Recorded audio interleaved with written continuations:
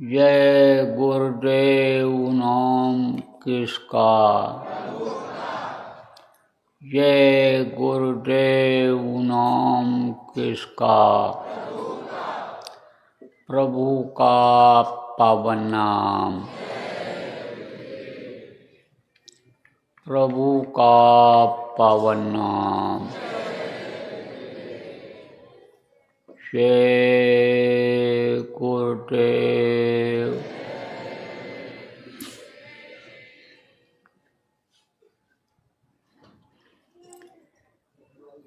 सर्वसमर्थ सर्वत्र स्मरणीय परम पूज्य गुरु जी महाराज, उपस्थित सभी साधक, सत्संगी, धर्म प्रेमी बच्चों एवं बच्चियों, आज 2024 का आखिरी दिन 31 दिसंबर,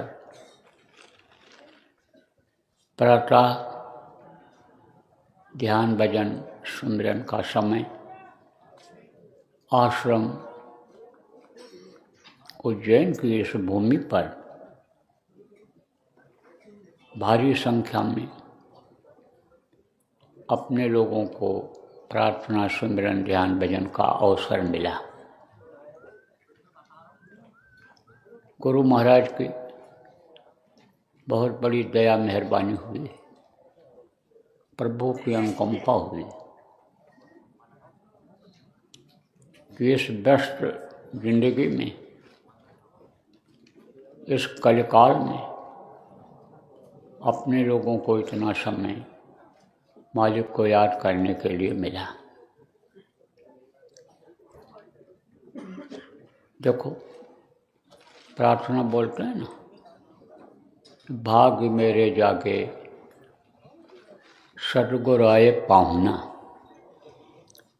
पाहुना किसको कहते हैं? मेहमान को। मेहमान आता है और रह करके कुछ दिन चला जाता है, तो जो आता है चला जाता है उसको मेहमान कहते हैं। रिश्ता होता है, रिश्तेदार को ही मेहमान ज़्यादातर कहा जाता है।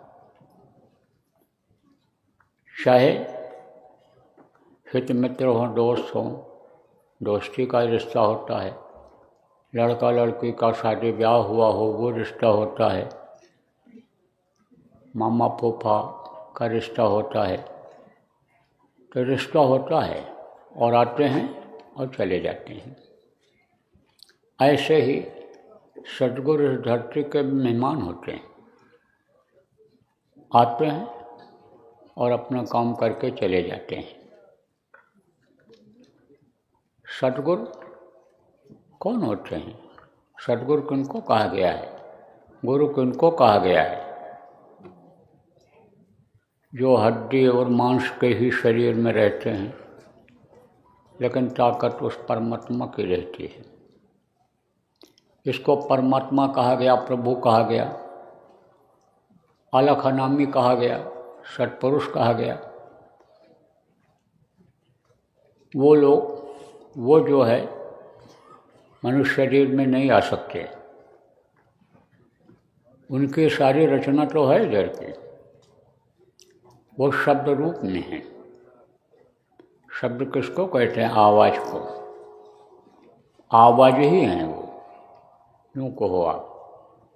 और उस आवाज़ से ये सब बनता चला जाता है, उसी आवाज़ से ही बना है। तो वो अदृश्य हैं। अदृश्य किसको कहते हैं? जिनको इन बाहरी आँखों से आप देख नहीं सकते हो। और जितने भी दुनिया संसार में जीव हैं, चाहे वो आसमान में उड़ने वाले पक्षी हों,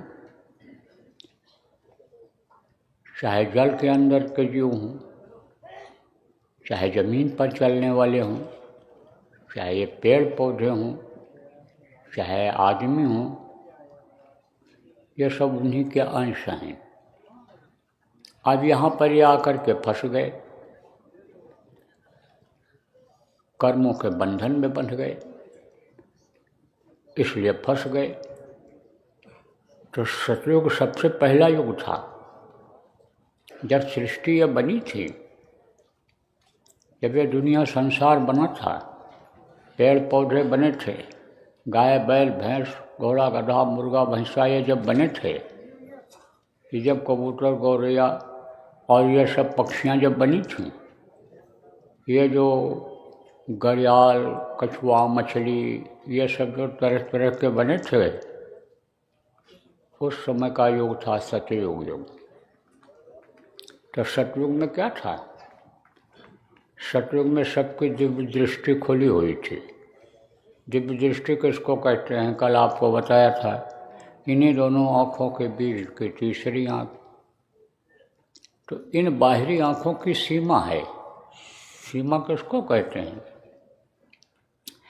जहाँ तक यानी समझो कि हद होता है, उसको सीमा कहते हैं। उसके बाद दूसरा हद शुरू हो जाता है। तो इसका जहाँ तक हद है, कहाँ तक हद है इसका? इस दुनिया का हद है। इसके बाद नहीं पता चलता है लोगों को कि आगे क्या है। पानी ही पानी दिखाई पड़ता है, समुद्र ही समुद्र दिखाई पड़ता है। जैसे कश्मीर और उसे कन्याकुमारी कहते हैं, यहाँ तक का भारत देश है। तो इसी तरह से आप ये समझो प्रेमियों, इनका हद है और इसकी हद को सीमा कहते हैं। तो इन आँखों की देखने की सीमा है, लेकिन वो जो तीसरी आँख है, इस शरीर को चलाने वाली जो शक्ति जीवात्मा इन्हीं दोनों आँखों के बीच में बैठी हुई है, उसका हद काफ़ी ऊंचे तक है। बल्कि ये समझो कि यानी आज जहाँ से शुरुआत जहाँ से हुई है वहाँ तक है, अंत तक आदि और अंत तक है उसकी सीमा। किसकी? यानी जीवात्मा के तीसरी आँख की है। तो उस समय उन लोगों की खुली हुई थी, तो वो ऊपरी लोगों को देखते रहते थे। आप जो पहली बार आए हुए कहोगे भाई ऊपरी लोग कौन से? जहाँ पर आप रहते हो यह अंडलोक है, यह पिंडलोक है। पिंड से शरीर बनता है, पिंड से ये गाय बैल भी तैयार होते हैं माँ के पेट में। ये पिंडलोक कहलाता है। और इसके ऊपर जहाँ देवी देवता रहते हैं वो अंडलोक कहलाता है। ऊपर ब्रह्म जहाँ रहते हैं, काल ब्रह्म रहते हैं, वो समझो क्या, वो आप समझो कि यानी पिंडलोक अंडलोक और वो ब्रह्मांड लोक कहलाता है। ऊपर का वो ब्रह्मांड लोक कहलाता है। लेकिन उसके ऊपर भी लोक हैं। उसके ऊपर कौन से लोक हैं?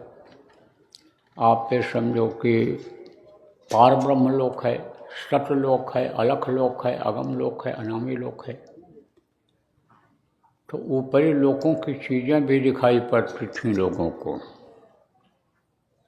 अब आपको जो पुराने सत्संगी हो सुनाया गया है, याद दिलाता हूँ कि जिन्होंने इस दुनिया संसार को बनाया उनको काल भगवान कहा जाता है। उन जो बनाए हैं वही बिगाड़ भी देते हैं।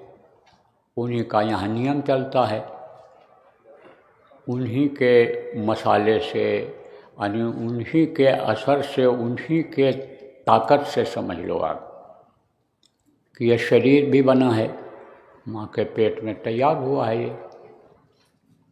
तो काल भगवान तपस्या करके और सत्पुरुष से जीवात्माओं को मांग करके लाए थे।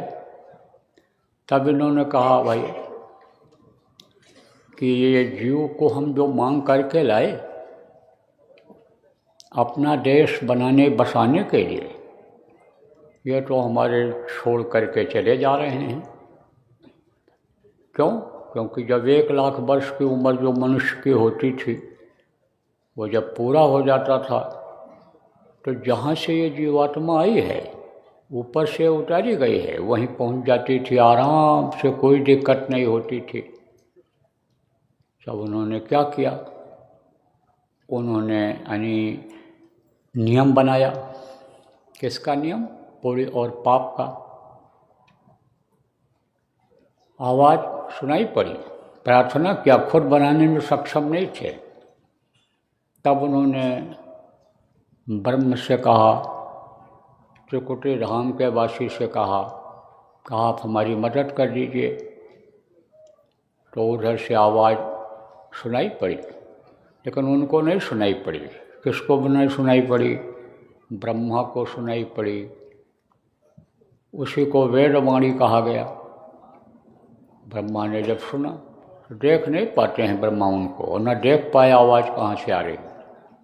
लेकिन आवाज़ देखो, एक बहुत महीन आवाज़ होती है, आदमी की ही देखो, एक मोटी आवाज़ होती है, कड़क आवाज़ होती है, जोर तक सुनाई पड़ती है।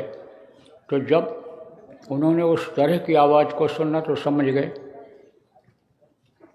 और उसमें ये आ भी गया कि जैसे टेलीफोन में बोलते हो, मैं फला आदमी फला जगह से बोल रहा हूँ, तो उससे उनको स्पष्ट हो गया कि यह हमारे पिता ईश्वर के भी लोक से ऊपर से बोल रहे हैं, ऊपर के लोक से बोल रहे हैं।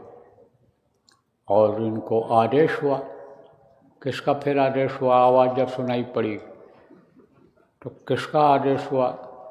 आप ये समझो कि पिता का आदेश हुआ, जिनको काल भगवान कहते हैं, कि अब तुम सुना दो उनको। किसको? ऋषि मुनि महात्माओं को जो तपस्या कर रहे हैं, वो जनता को सुना दें, जनता को बता दें कि अब ये नियम बन गया है अच्छे और बुरा करने का। आज़ादी तो है, हाथ पैर आँख कान मुँह सब तुमको दे तो दिया गया है। बताओ जनता को कि ये तुमको दे तो दिया गया है, लेकिन अब इस तरह का तुमको खान पान रखना है, चाल चलन रखना है, विचार भावनाएं रखनी है, ऐसा काम करना है, सत्य बोलना है, सेवा करना है, परोपकार मदद करना है, ये सब बना दिया उन्होंने। कहा ये सब तुमको करना है मनुष्यों को। तो ऋषि मुनियों को जब आवाज़ सुनाई पड़ी, तब उन्होंने जनता को सुनाना जगह जगह शुरू कर दिया। तो उसका बन गया नियम। अब जो आज़ाद थे, स्वतंत्र थे, किसी प्रकार का अंकुश नहीं था, उनके ऊपर जब यह लग गया तो समझो कि कहीं न कहीं भूल भटक हो ही गई। जैसे मान लो कोई सड़क है और सड़क के ऊपर चौराहा है, दो सड़कें यानी समझो काटती हैं उसको, यानी दो सड़कें हैं, एक सड़क इधर से एक इधर से, तो उसको चौराहा कहते हो, कोई चौडगरा कहता है, कोई चौमुहानी कहता है, तरह तरह का नाम रखा है लोगों ने। अब वहाँ पर कोई रेड लाइट यानी लाल बत्ती नहीं लगी है, और आराम से आप गाड़ी लेकर, स्कूटर मोटरसाइकिल लेकर जाते हो, तो मालूम है आपको यहाँ रुकना नहीं है, यहाँ तो देख लो अगल बगल कोई सवारी ना आ रही हो, निकल जाओ आगे। और अगर कहीं लाल बत्ती लग गई और आपको ये ध्यान है कि यहाँ तो कोई लाल बत्ती है नहीं, निकल चलो, तो लाल बत्ती जब यानी समझो जली हुई है, ध्यान नहीं दिया और आप निकले तो गाड़ी का चालान हो जाएगा। गलती बन गई। देखो ऐसे ही गलती बन जाती थी, बनने लग गई, और वो जो गलती बनने लग गई इंसान से, आदमी से, वो जमा होने लग गया। कहाँ जमा होने लग गया? इसी तीसरी आँख, पिंडी 10वां द्वार जिसको कहा, जो सुराख है, जिससे जीवात्मा डाली गई है माँ के पेट में, वहीं पर जमा हो गया। और जमा हो गया तब ऊपर का देखना कम होने लग गया।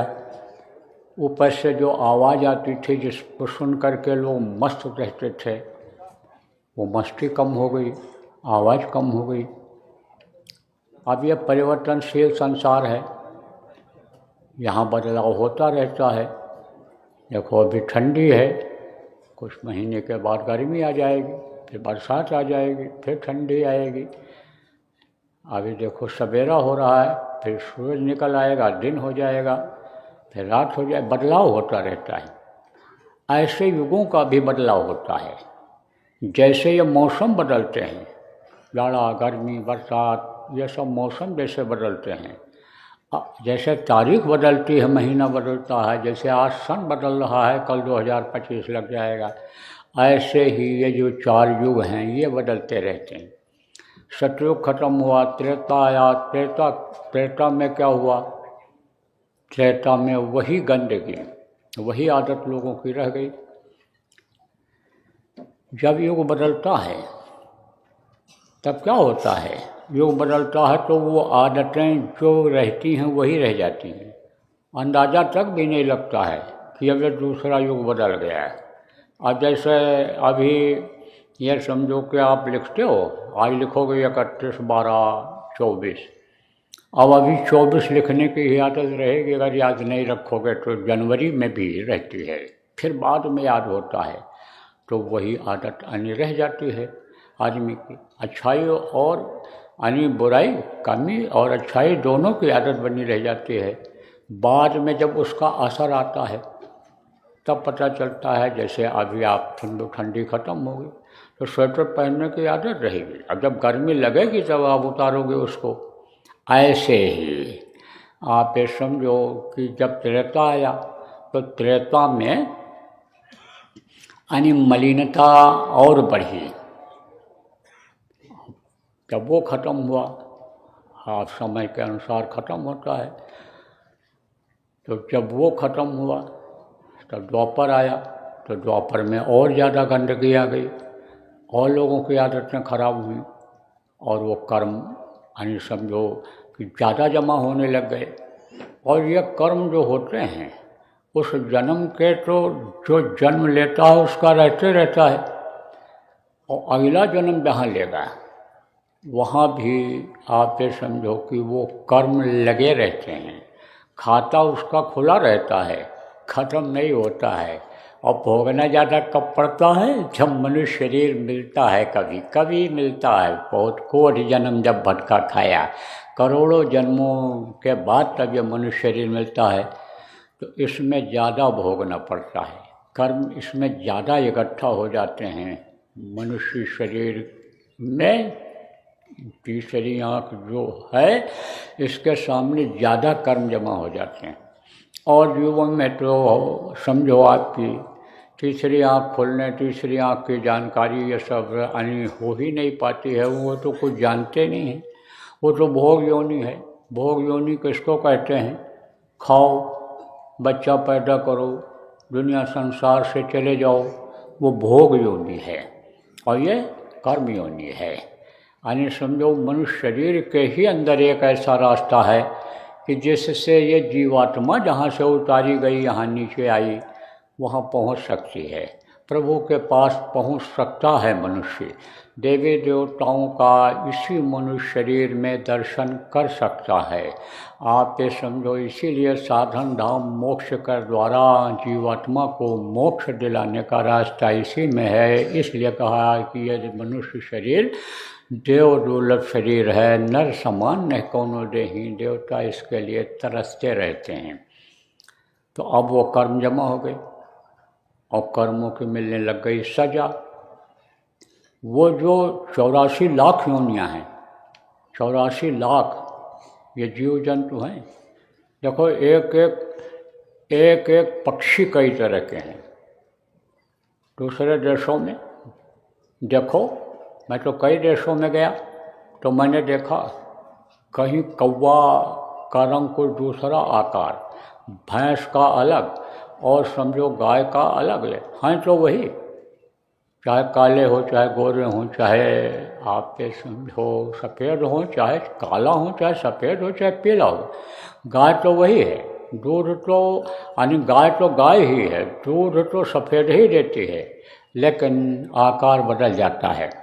यहीं देख लो जो पहाड़ों पर रहते हैं उनकी अलग पहचान रहती है, बनावट रहती है। इधर मैदान में रहते हैं, उधर आपके निचले उधर रहते हैं जहाँ धूप ज़्यादा होती है, बदन काला हो जाता है, बनावट उनकी अलग अलग अलग हो जाती है। ऐसे ही प्रजातियाँ जिनको कहते हैं, ये बड़ी प्रजातियाँ हैं इनकी। तो ये 84 लाख योनियाँ हैं, ये एक दो नहीं हैं। तो इन 84 लाख यानी योनियों में कुछ पता नहीं रहता है, ज्ञान भान नहीं रहता है, क्योंकि उनमें इतने तत्व नहीं होते हैं। तत्व किसको कहते हैं? जल, पृथ्वी, अग्नि, वायु और आकाश, ये 5 तत्व है।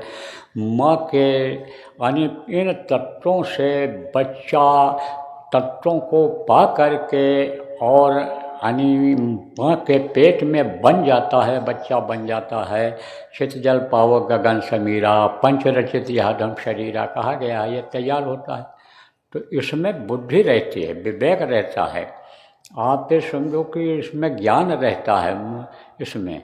तो जो जानकार होता है, आप ये समझो कि उसको जानकारी होती है हर चीज़ की, नहीं होता है तो उसको क्या सज़ा दोगे? वो तो समझता हम तो मरने के लिए ही आए हैं, खाने बच्चा पैदा करके दुनिया संसार से चले जाने के लिए पैदा होते हैं, उनको ज्ञान नहीं होता है।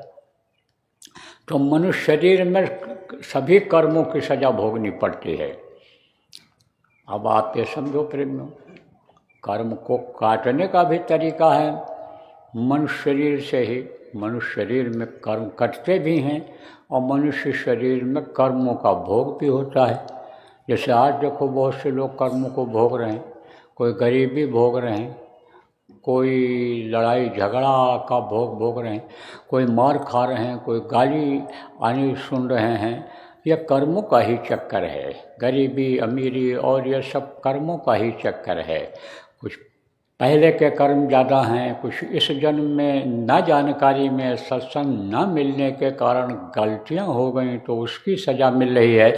आप समझो जैसे कोई चोरी चकारी गलत काम करता है तो उसको सज़ा मिलती है, ऐसे ये जो गलत काम शरीर से समाज में करता है, जो कोई उसको देख भी नहीं पाता है, उसकी भी सज़ा मिल जाती है किसी न किसी रूप में। एक जज ने एक आदमी को फांसी की सज़ा सुना दी, तो जज से वो हाथ जोड़ करके खड़ा हुआ, कहा सरकार आपने जो सज़ा सुना दी आप तो हमको भोगना ही है, मरना ही है, लेकिन मैं अपने हृदय पर हाथ रख करके प्रभु की सौगंध खा करके कहता हूँ कि मैंने ये हत्या नहीं किया है और ना इस हत्या में मैं भागीदार था। तब जज सोचा उसने और कहा देखो अब तो मैंने जो लिख दिया, अब तो कहीं तुम आगे जाओ अपील में छूट जाओ वो बात अलग है, लेकिन जैसे तुम ये कह रहे हो ऐसे मेरी आत्मा ने कहा कि ये आदमी अपराधी है और इसमें अगर तुम नहीं रहे शरीर तो कहीं ना कहीं तुमने कत्ल किया होगा, अब सच बताओ किया कि नहीं किया है। तब बोला हाँ किया था, कत्ल किया था मैंने, और वो शंका भी नहीं हुई कि यह रहा होगा, वहाँ मैंने ऐसा किया था कत्ल हमने। तो कहने का मतलब यह है कि सज़ा मिल जाती है। अब आप ये समझो प्रेमियों कि जिस शरीर में रहते रहते कर्मों की सज़ा मिलती है और शरीर जब छूट जाता है, ये नियम के अनुसार छूटता है शरीर, मृत्यु होती है, तब ये जो जीवात्मा है यह सज़ा भोगती है। ये कहाँ जाती है? इसको पकड़ करके ले जाते हैं यमराज के दूत, यमराज के सामने पेश करते हैं और वो नरकों में सज़ा भुगताता है। अब नरक में बहुत तकलीफ, बड़ी मार पड़ती है और वहाँ कोई सुनने वाला नहीं। यहाँ अगर कोई किसी को मारने लगे और चिल्लाए तो 10 आदमी दौड़ेंगे, बचाएंगे, समझने की कोशिश करेंगे क्यों मार रहा है, क्या बात है, लेकिन वहाँ तो कोई किसी का सुनते ही नहीं है। क्यों? क्योंकि नरकों की तरफ जाता कौन है? वहाँ तो रोने चिल्लाने की ही आवाज़ आती है, तड़पने की ही आवाज़ आती है, वहाँ तो तरह तरह की आवाज़ें आती हैं। तो वहाँ कोई जाना भी नहीं पसंद करता। इतनी बदबू, इतनी गंदगी कि कौन जाएगा वहाँ। तो अब आप ये समझो प्रेमियों कि जैसे कुछ लोग गंदी बस्ती में रहते हैं, बड़े बड़े शहरों में नाले में से लैट्रिन बहती है, अब उनकी तो बन गई आदत। लेकिन ऐसे जो नहीं उधर जाता है तो वहाँ से निकल नहीं पाता, जाना ही नहीं पसंद करता है, कहता रास्ता ये बदल दो, उधर बड़ी गंदगी है, बहुत बदबू आती है। ऐसे उधर नरकों में कोई जाना ही नहीं पसंद करता है।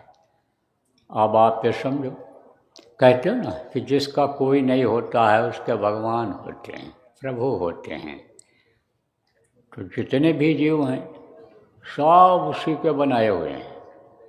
उसी प्रभु जिनको कहा गया है, अकाल पुरुष कहा है। अकाल माने जो इस काल के देश में जन्म न लें, जिनको अकाल पुरुष कहा गया है, जिनको अविनाशी कहा गया है। अविनाशी किसको कहते हैं? जिनका नाश न हो। यह दुनिया नाशवान है, इसका नाश होता है।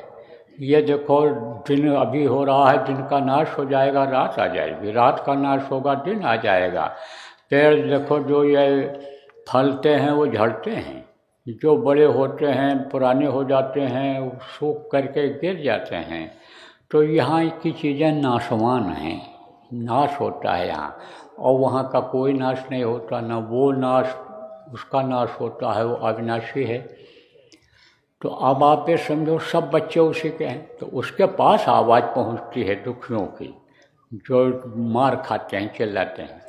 तब कहा ऐसी दशा देख जीवों की, सतपुरुष ने की दया महान, संत रूप होए जग में आए, सतलोक का पता बतान, सुरत शब्द का सच्चा मार्ग, संत मता का किया बखान। शब्द शब्द सीढ़ी सर रच डाला, चल चल पोक तो अगम ठिकान।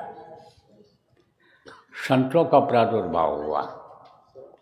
अब आप ये समझो प्रेमियों कि वो खुद मनुष्य शरीर में आता है, एक तरह से आ सकता नहीं, न मनुष्य शरीर बन यानी जन्म लेता है, उस मनुष्य शरीर में जन्म लेता नहीं है वो, तो अपनी ताकत को भर देता है मनुष्य शरीर में ही।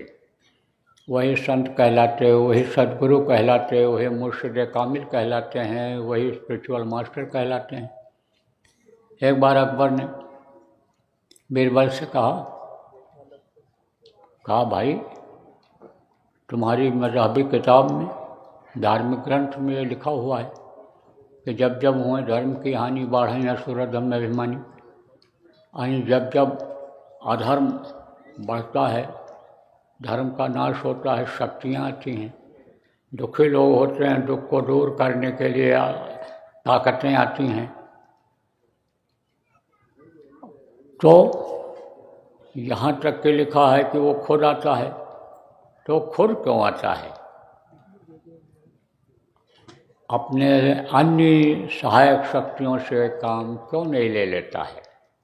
जैसे मैं बादशाह हूँ और तुम मेरे मंत्री हो, और तुम्हारे साथ जुड़े हुए हैं लोग काम करने वाले, मैं तुमको हुक्म देता हूँ और तुम उनको हुक्म देते हो, उनसे काम करवाते हो। ऐसे वो क्यों नहीं करता है, खुद क्यों आता है? तब बोले हम बताएंगे। महल के पीछे एक बगीचा था, उसमें तालाब था। तब बीरबल ने क्या किया कि अकबर के लड़के का नाम था सलीम, सलीम का पुतला वहीं पर बनवा करके और रखवा दिया। अब इस तरह बनवाया कि जैसे लड़का खेल रहा हो, और एक तार से बांध करके पेड़ के ओट में एक आदमी बैठा दिया और कहा जब इस पुतले को खींचोगे तो इसी तालाब में ये गिर जाएगा। आदमी बैठा दिया और कहा जब मैं इशारा करूंगा तो तार को खींच देना। बीरबल गए, अकबर से बोले चलो जरा घूम जाया जाए, बगीचे की तरफ चले। तो अकबर चल पड़े। बादशाह जिधर चलता था 4-6-10 आदमी तो चल ही पड़ते थे, मंत्री संतरी सब चल पड़ते थे कि हजूर कहाँ जा रहे हैं, साथ में चलो।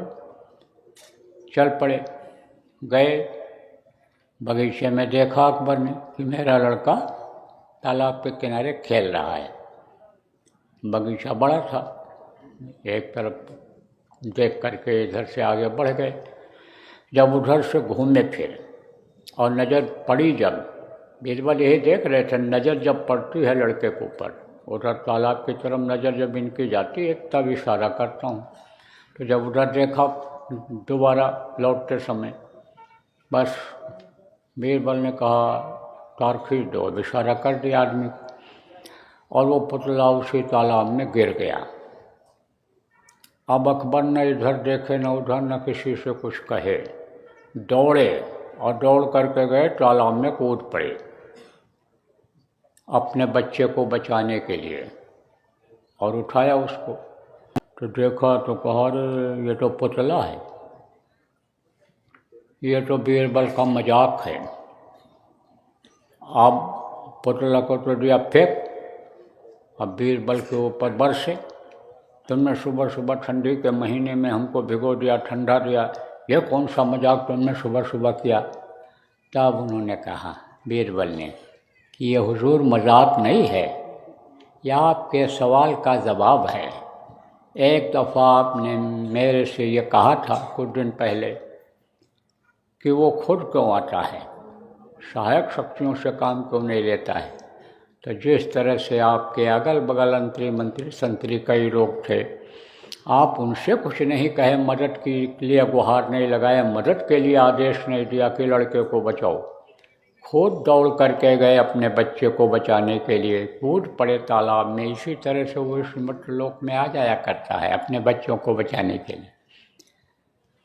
तो अब आप ये समझो कि हमेशा इस धरती पर रहे हैं।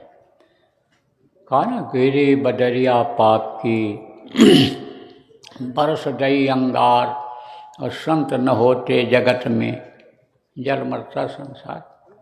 संत किसको कहते हैं? जिसको आदि और अंत का दोनों की जानकारी हो। तो हमेशा संत रूप में इस धरती पर वो रहते हैं।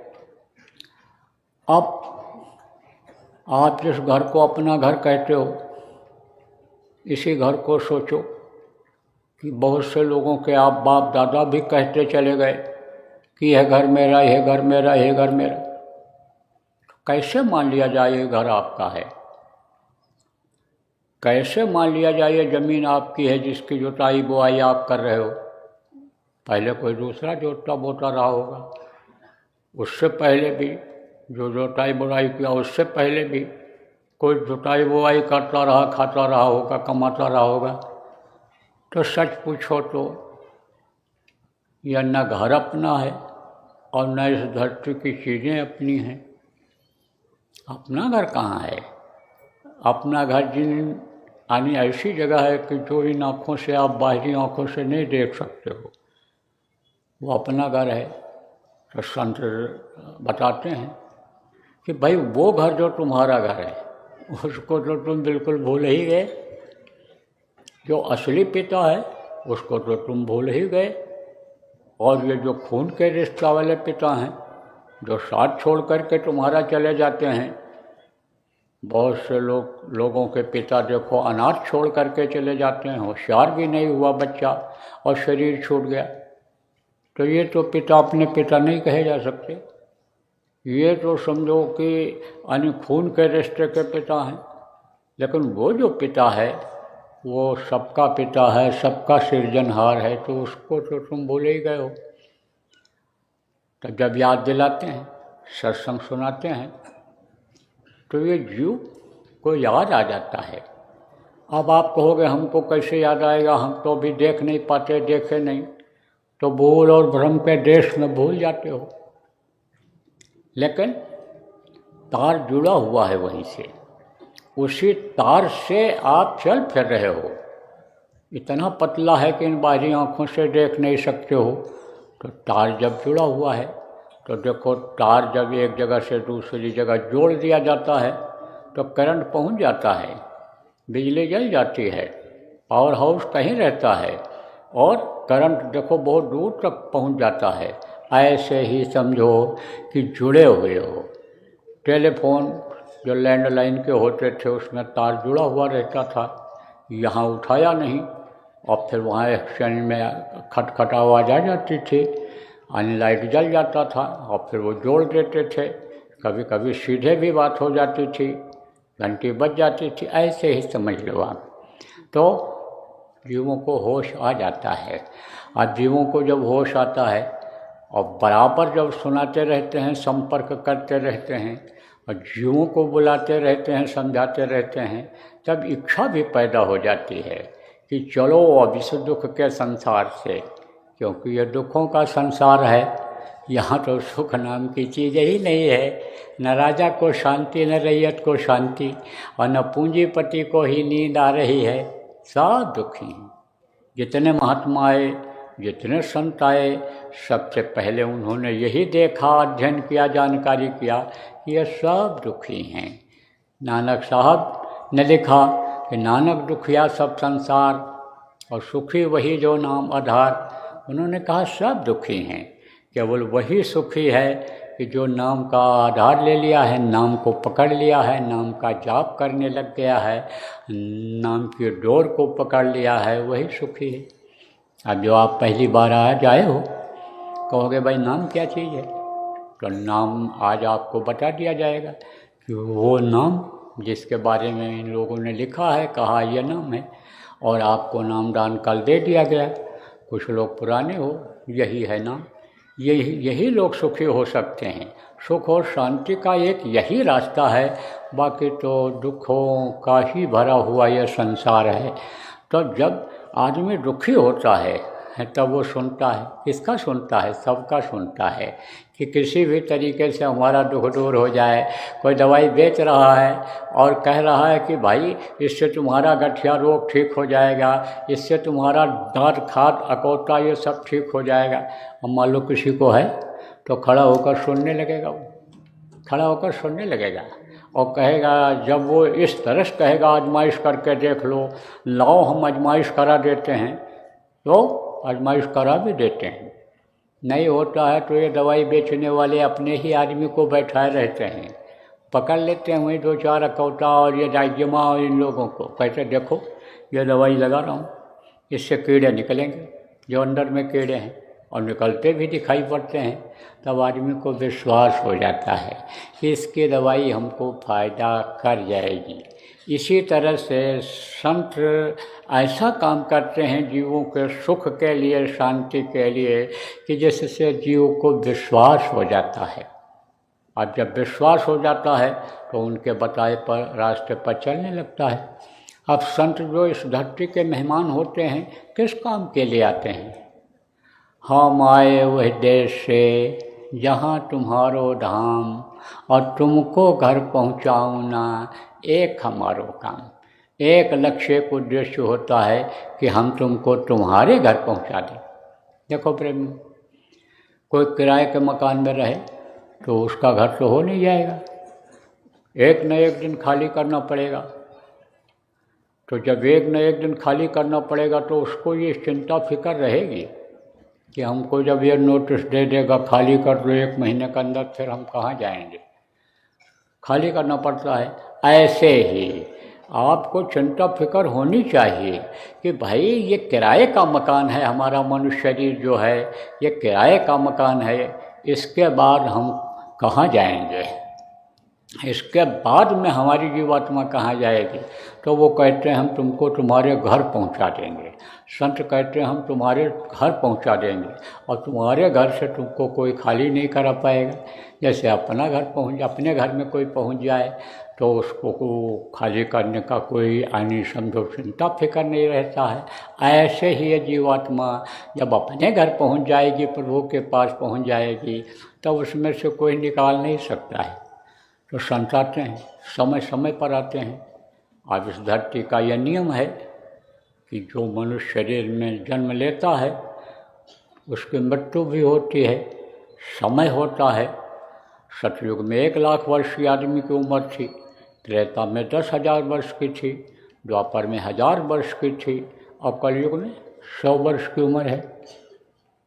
और वह भी पूरा हो पाना मुश्किल है, क्योंकि उम्र जो होती है संयम और नियम के आधार पर बढ़ती और कम होती है।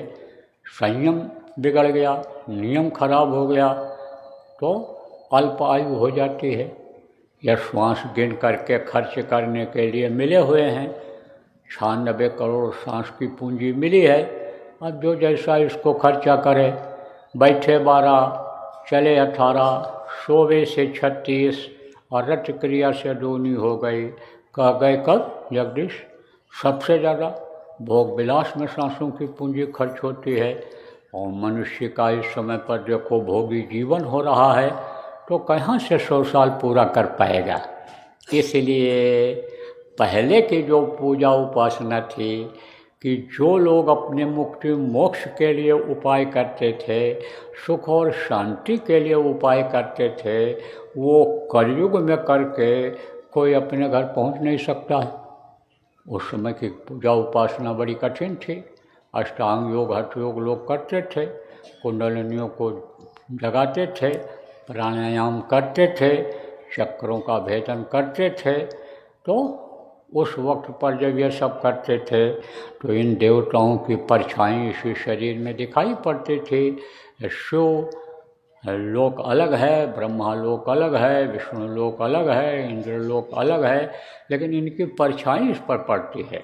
ये शरीर को चलाते हैं चक्र, आप ये समझो इसे चक्रीय चलते रहते हैं। गुड़ा चक्र है, गुड़ा चक्र चलता रहता है तो मल यानी आप ये समझो कि बाहर निकलता रहता है। ये अगर रुक जाए तो मल और मूत्र बाहर नहीं निकलेगा। कैसे? जैसे आपके कमरे में एक झास्ट फैन जिसको कहते हो, उसको लगा दो तो अंदर की गंदी हवा सब निकलती रहेगी, जब चलता रहेगा। और अगर नहीं चलेगा तो जो अंदर में गंदी हवा होगी, गर्म हवा होगी, वो उसी में रह जाएगी। तो ऐसे ही ये चक्र हैं, ये सब चलते रहते हैं, इनका काम है। आप समझो तो ये गुड़ा चक्र जिसको कहा गया पाखाने का मुकाम, जब उसको लोगों ने रोका, आप ये समझो रोकने का भी तरीका है। तो जब यानी प्राणों को खींचा, प्राण आगे की तरफ जब बढ़े, जो प्राण उसको चलाते हैं तो वो रुक गया। तो रुक गया तो परछाई पड़ी। किसकी पड़ी? आप ये समझो कि गणेश जी की रिद्धि सिद्धि की परछाई, जो उनका लोक है, जो उसके अधिष्ठाता हैं, वो उनको वो दिखाई पड़े। 4 दल का है, 4 पंखुड़ियाँ उसमें हैं।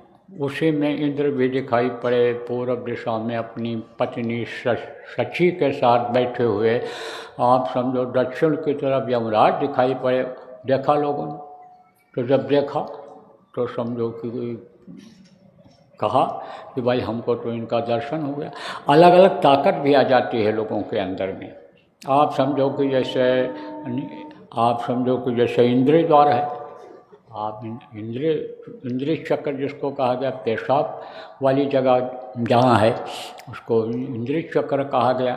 तो वहाँ पर जब वो रुका तो देखा, आप ये समझो कि ब्रह्मा और सावित्री, गायत्री, ये सरस्वती ये बैठी हुई। अब जब देखा, उनकी परछाई को देखा तो ताकत भी आ गई। सरस्वती कहते हैं ना कि अरिष्ट हैं इनके सिर पर बैठी हुई हैं। ये बोलते चले जा रहे हैं, कहते चले जा रहे हैं, लिखते चले जा रहे हैं। ये जो है पहुँचे हुए हो गए, ऐसे वो ताकत भी आ जाती है।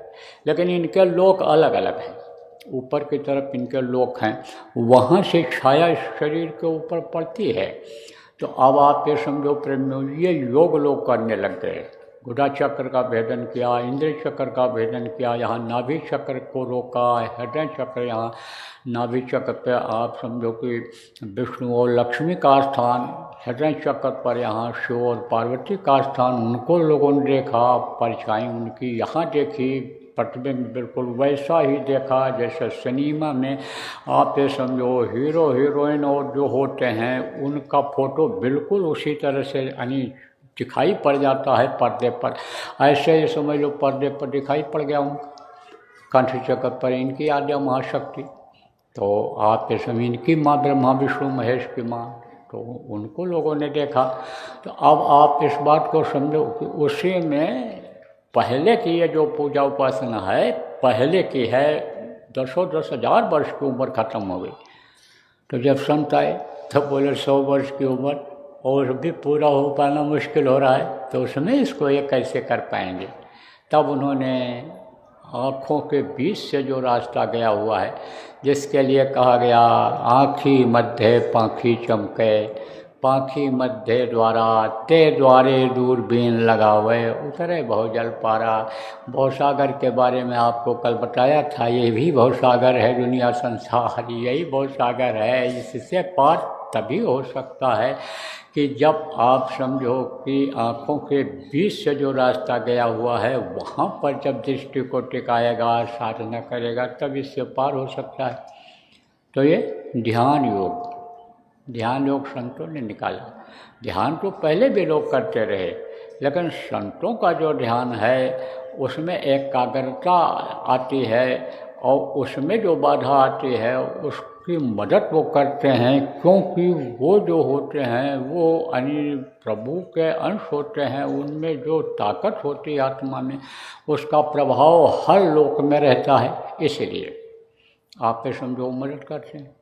तो प्रेम ध्यान लगाने के लिए बताया गया, सुमिरन करने के लिए आप पुराने लोगों को बताया गया, भजन करने के लिए बताया गया। तो आप ज़्यादा विस्तार में नहीं जाएंगे। आप जब शाम को नामदान देंगे तब सुमिरन ध्यान भजन के बारे में आपको बता देंगे। अब आप ये समझो कि नाम के बारे में बता देंगे कि सुमिर सुमिर नर उतरे पारा, सुमिरन करके, और मतलब यह है कि पार हुआ जाता है। जैसे सुमिर पवन सुत पावन नाम अपने बस कर राख्यो नाम। यह सुमिरन जो है यह कुछ समय से चला आ रहा है, समझा। लेकिन वो सुमिरन को लोगों ने जाप बना दिया है। जाप माने माला जपते रहो, नाम को बोलते रहो, मुझसे बोलते रहो, इधर उधर देखते रहो, बीच में खंडित करके बात भी कर लेते हैं लोग, तो वो जाप कहलाता है। अजपा जाप होता है। तो जाप कि हम इतना जाप करके तब उठेंगे, इतना माला फेर के तब उठेंगे, तो वो जाप होता है। और ये सुमिरन होता है, जिसके नाम को लो, उसके रूप को याद करो। अब जैसा मैंने बताया आपको कि गुरु की ज़रूरत हर जगह होती है। हर जगह गुरु के बगैर तो एक कदम कोई आगे नहीं बढ़ सकता, और गुरु ही जानकार होते हैं। और जब समर्थ गुरु मिल जाते हैं तो भूत वर्तमान भविष्य की जानकारी कराते हैं प्रेमियों को, खुद भी जानकारी रखते हैं, आगाह भी करते रहते हैं। हर चीज़ की जानकारी उसको हो जाती है, और नहीं तो ये बेकार भी हो जाता है माला फेरना, या जाप करना है। कहा ना, गुरबिन माला फेरते गुरबिन करते दान, गुरबिन निष्फल सब भया, बूझे वेद पुराण। वेद पुराण में सारी बातें लिखी हुई हैं।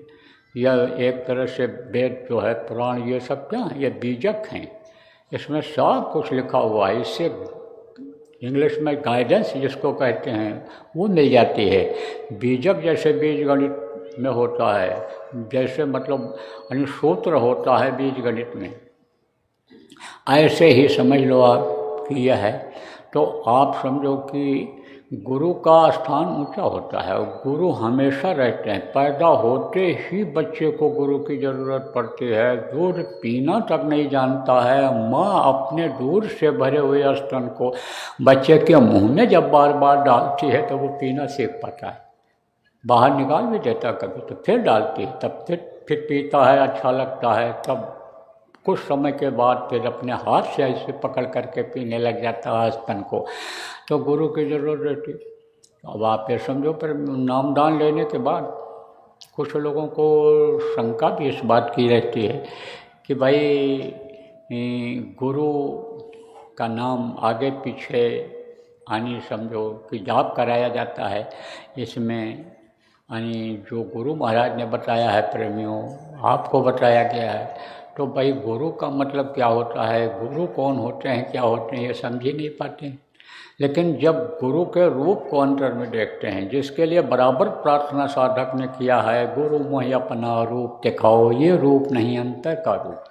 अंतर का रूप लगे अति प्यारा, वो तो बहुत प्यारा रूप रहता है। तो गुरु जैसे ये जय गुरुदेव, गुरु के आगे जय लगाया गुरु महाराज, जो हमेशा रहें। गुरबिन भव नित करे न कोई, जो वीरेंद्र शंकर समूही हमेशा गुरु रहे, और देव माने देने वाला। सच्चे देवता जो होते हैं गुरु ही होते हैं, और गुरु जब देने लगते हैं तो हार नहीं मानते हैं। कहा ना, धरणी जालो देखिए टहलो सब बिखार, दाता केवल सदगुरु देख न माने हार। जब वो देने लगते हैं तो हार नहीं मानते हैं। तो अब आप इस बात को समझो, जय गुरुदेव नाम, ये अब आपको बताया गया कि जय गुरुदेव नाम जपने में पहले और बाद में भी नामों के सुमरन में ये बताया गया, गुरु महाराज भी बताते थे। अब ये जरूर है कि जैसे एक कोई रक्षक हो जाए, कहीं जा रहे हो, आपका रक्षक हो जाए, तो आप ये समझो कि आप निश्चिंत हो जाओगे, तो संपुट वे लगाया जाता है। गुरु महाराज ने बताया सुमरन में कि सबसे पहले जिनके लिए कहा गया गुरु ब्रह्मा गुरु विष्णु गुरुदेवो महेश्वरा, है ना, कि गुरु गोविंदो खड़े काके लागों पाएँ, बलिहारी गुरु आपनो जिन गोविंद देव दिखाए। यानी समझो कि गोविंद प्रभु से भी पहले वो होते हैं, यानी वही पहचान कराते हैं। सबसे पहले उन्हीं को प्रणाम करना चाहिए। तो नाम लेकर के प्रणाम कर लिया जाता है। फिर इन धनियों का, ये जो बताए गए हैं 5, इनका नाम लेकर के इनको अंतर में प्रणाम कर लो। रूप को याद करोगे तभी तो प्रणाम कर पाओगे। इनका नाम ले लो, इनके रूप को याद कर लो, इनको प्रणाम कर लो, 5 को अलग अलग। और बाद में, जैसे बाद में भी जय गुरुदेव, शुरू में भी जय गुरुदेव, फिर गुरु को प्रणाम करके और उसके बाद सुमिरन करो। और अगर उसी समय आपको ध्यान भजन करना है तो उस समय पर उसी में ध्यान में बैठ जाओ, फिर उसी में भजन में बैठ जाओ, और आखिर में फिर इसी तरह से इनको प्रणाम कर लो। तो ये एक तरह से नहीं समझो कि एक घेरा बन जाएगा, एक कवच बन जाएगा। ये ऐसा कर लिया जाता है, कोई इसमें दोष नहीं है। अब यह है कि भाई 700 वर्षों से संतों ने इसको सरल किया है, इस विधि को। अब करते करते समय बिल्कुल सरल हो गया है, और आगे चल कर के और भी सरल करना पड़ेगा। कैसे? जैसे गुरु महाराज पहले नामदान कुछ ही लोगों को देते थे, सत्संग सुनवाते थे, कहते थे सत्संग सुनो, समझो इसका मतलब, और नहीं तो नामदान ले लोगे तो करोगे नहीं, और करोगे तो तुम कुछ पाओगे नहीं, तुमको मिलेगा नहीं, तब विश्वास तुम्हारा हट जाएगा। इसलिए पहले सत्संग सुनवाते थे, उसके बाद नामदान तब देते थे। क्यों? क्योंकि जीव तरह तरह के होते हैं। संतों के पास बहुत तरह के जीव आते हैं। कुछ जीव ऐसे होते हैं कि जो स्वर्ग और वैकुंठ या ऊपरी लोगों के होते हैं। जैसे बताया गया है कि आप जो है पाप करोगे तो नरक में जाओगे, शरीर से पाप करोगे, किसी भी तरह से पाप करोगे, शरीर के द्वारा कमाए हुए धन से पाप करोगे, मन से पाप करोगे, मन सा पाप अगर लगेगा तो उसकी सज़ा मिलेगी, नरकों में जाना पड़ेगा। और इन्हीं तीनों से पुण्य करोगे, तन मन धन से, कहाँ जाओगे? स्वर्ग और वैकुंठ में जाओगे। लेकिन स्वर्ग और वैकुंठ के जीव भी जहाँ आप पहुँच सकते हो अपने घर, अपने पिता परमेश्वर के पास, वो नहीं जा सकते। उनको मनुष्य शरीर में आना ही पड़ता है। पूरी छीड़े मृत्युलोक के, पूरी छीड़ हो जाता तो मृत्युलोक में आ जाते हैं।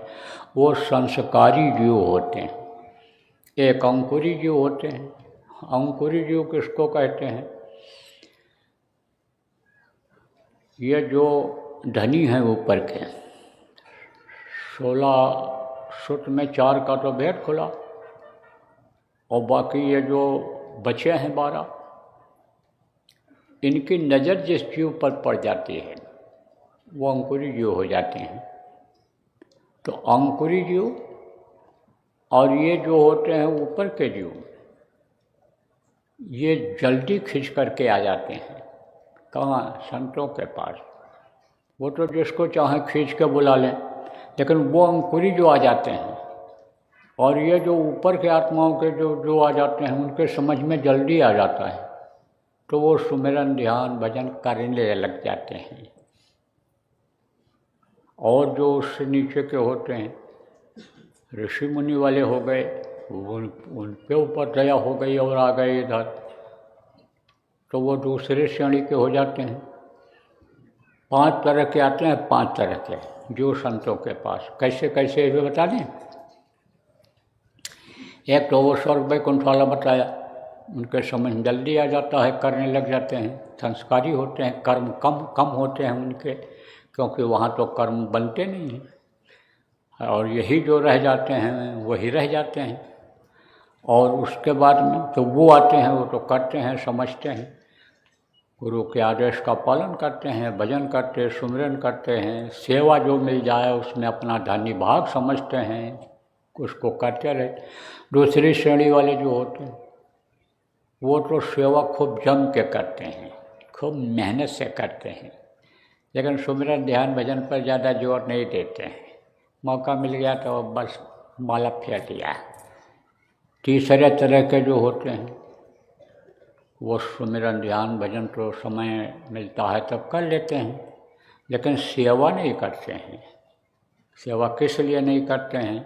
या तो मान सम्मान के चक्कर में नहीं करते हैं सेवा, और आप समझो कि या तो सेवा का मतलब नहीं समझते हैं, तो सेवा नहीं करते हैं। एक ऐसे होते हैं चौथे श्रेणी वाले कि जो लगन के पक्के होते हैं। जैसे कुछ लोग ऐसे होते हैं, ना तो सेवा करते हैं संगत में और ना ध्यान भजन करते हैं, लेकिन सत्संगों में आते हैं, पता चल जाए बाबा जी आए हैं तो आएंगे, वहाँ जाएंगे ज़रूर, ऐसे होते हैं वो। और ये कैसे होते हैं ढोलमुल यकीन। ढोलमुल यकीन जानते हो? अरे बेपेंदी का लोटा होता था पहले, अब तो लोटा होता नहीं है, अब तो ये प्लास्टिक के गिलास होता है।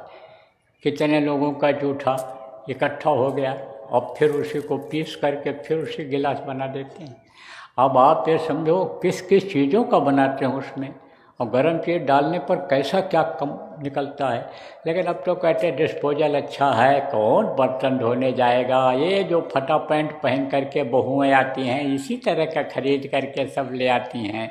तो अब आप ये समझो प्रेमी कि बेत के लोटा होता था, तो उसमें एक होता था ऐसे नीचे लगा बना रहता था जिससे ठीक से रख दो, और एक ऐसा होता था जैसे पतीली होती है, उसमें पतीली में बिल्कुल ऐसे ऐसे गोल होता है, तो पतीली ऐसे ढिमला जाती है।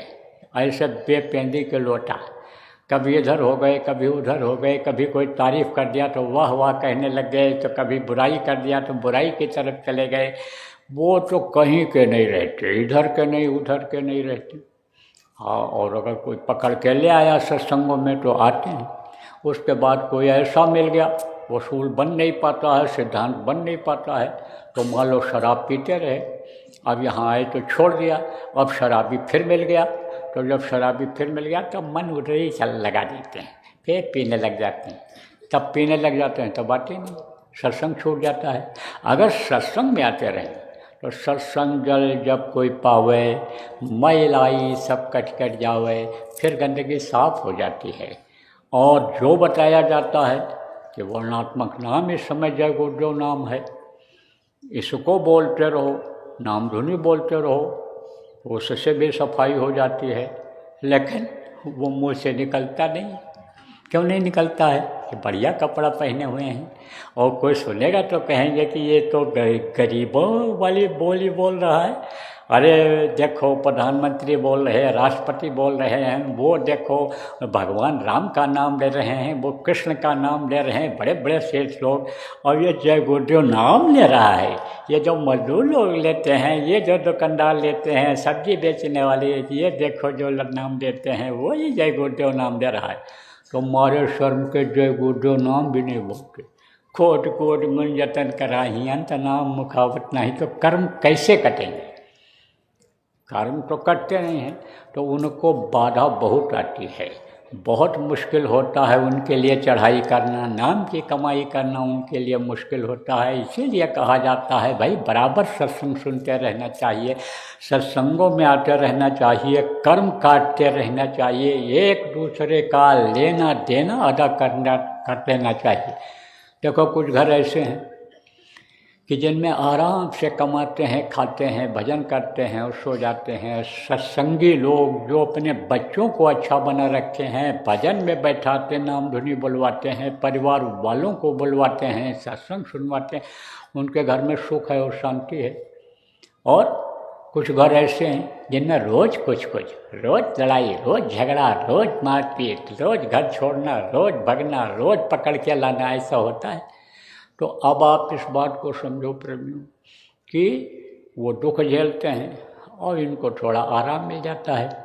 तो मैं आपको बता रहा था कि जो ऊपर के जीव आते हैं वो जल्दी पकड़ लेते हैं। संतों के पास हर तरह के जीव आते हैं, लेकिन वो जिसको पकड़ते हैं छोड़ते नहीं हैं। नहीं होता है तो दूसरा जन्म दिला देते हैं, लेकिन अब दूसरा जन्म हमको आपको क्यों लेना पड़े? एक ही जन्म में क्यों ना निकल चलो जब मौका मिला हुआ है। जब एक ही पैर आगे बढ़ाना है और वहाँ पहुँच जाओगे, दूसरे लोक में पहुँच जाओगे, तब क्यों देर करने की ज़रूरत है? देर करने की ज़रूरत नहीं है। अब पार तो हो सकते हो आप, लेकिन मन ये जो है आपका ये धोखा दे देता है, चंचल हो गया। तो मन के कहने पर अगर शरीर को आप चलाओगे, मन के कहने पर ये शरीर से काम करोगे, तब तो मन आपका जीतता रहेगा।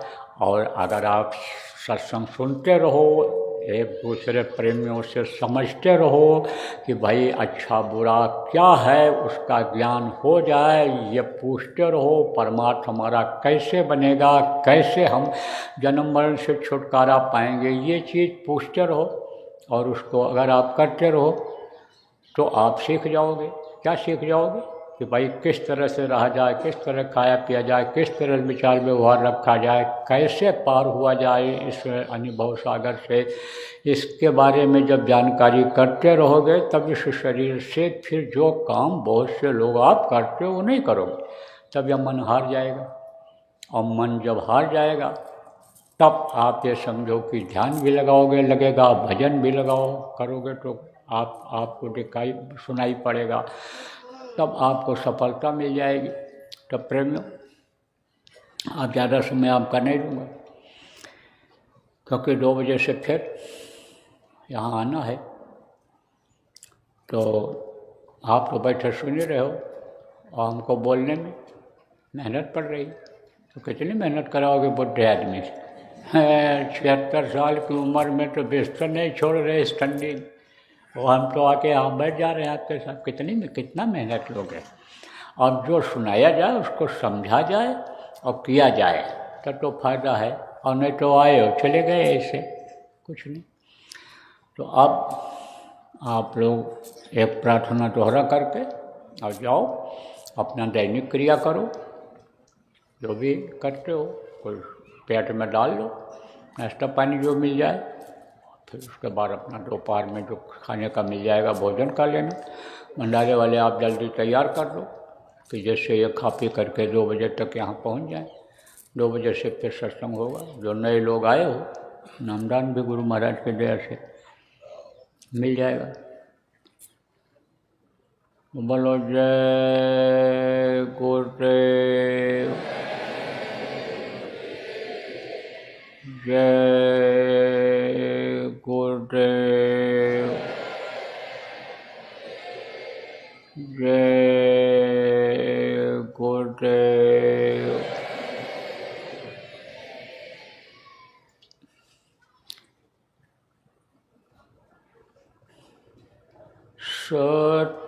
सतगुरु शांति वाले तुमको लाखों प्रणाम।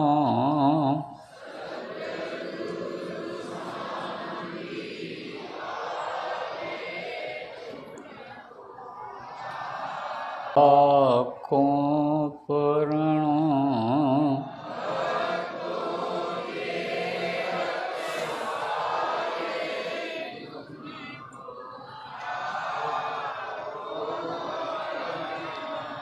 छुटदारा परिवार हैं जितने,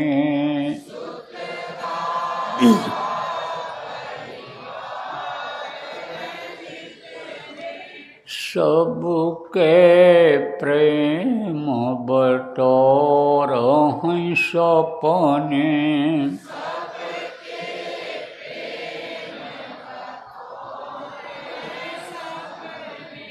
अंत समय कोई नहीं अपने,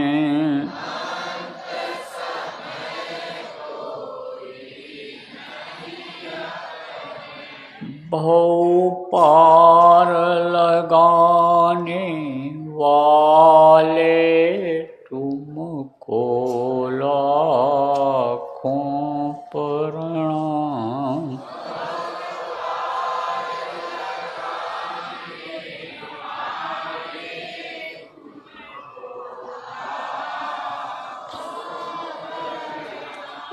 वेद वेदांत पुराण बताए,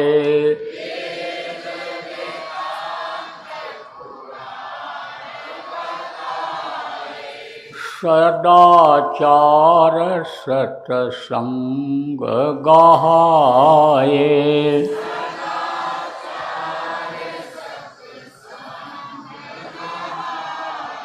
ध्यान योग का भेद बताए,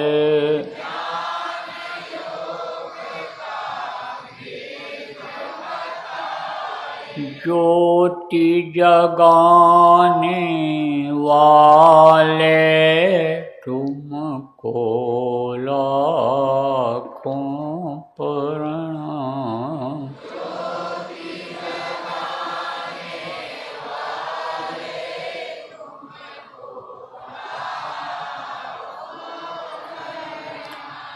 भक्तों पर हैं तुम्हारे लोचन,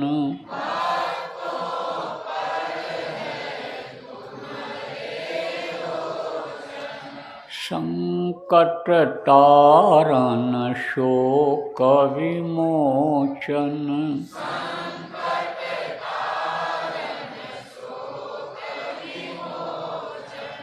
गुरु तुम ही पापों के मोचन,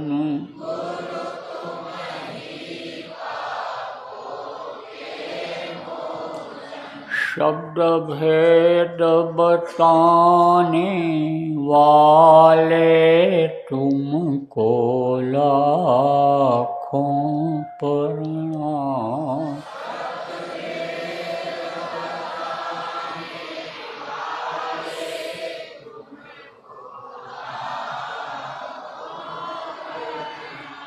भक्तों के रखवाले तुमको लाखों प्रणाम।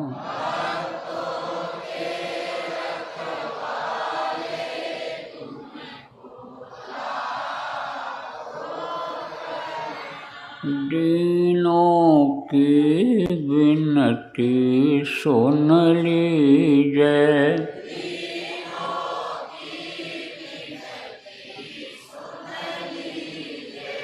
किंकर जानी कर कृपा कीजिए,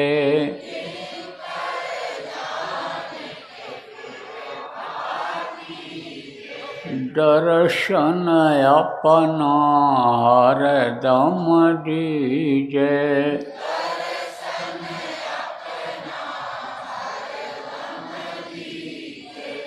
यम त्रास मिटाने वाले तुमको लाखों प्रणाम।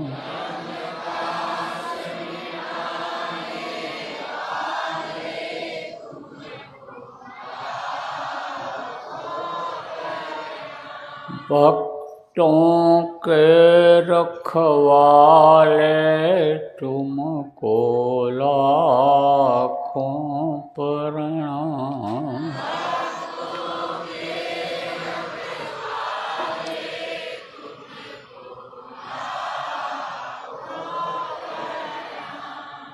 तुमको लाखों प्रणाम।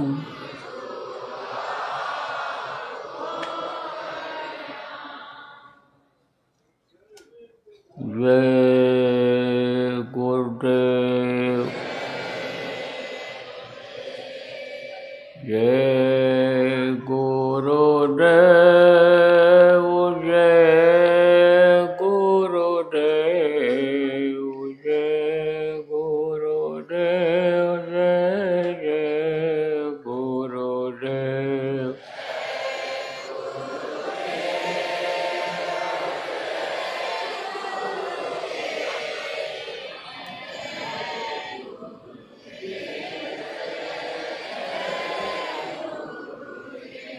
जय गुरुदेव।